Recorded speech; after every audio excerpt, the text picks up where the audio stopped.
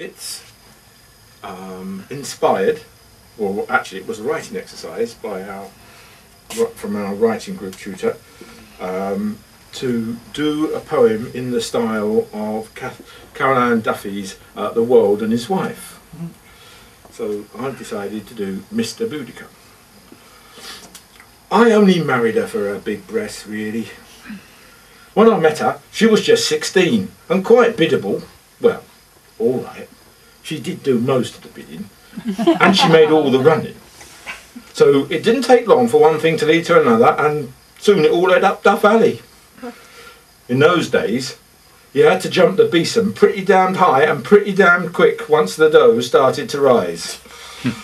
Her father was quite a big cheese, so when he came charging up to my hut in his chariot, I jumped straight away.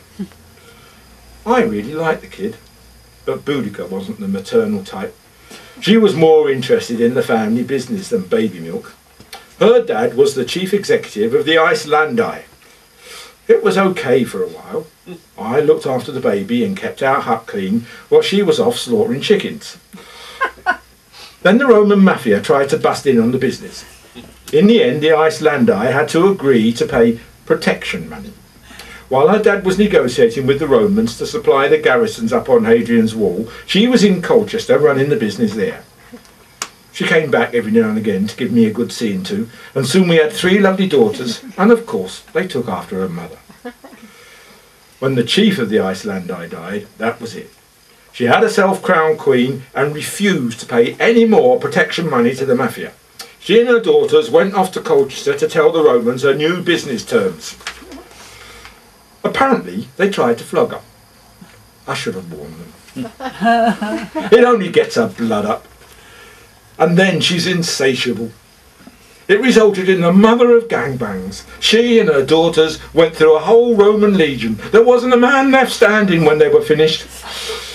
Suetonius, the godfather, was so shocked he ran off to Wales, leaving London to Boudicca's tender mercies. She persuaded the Tescavanti and the Morrisoni to join in her revolt. Led by the Icelandive wagons, a great army of supermarkets descended upon the city and burnt it to the ground, followed by St Albans.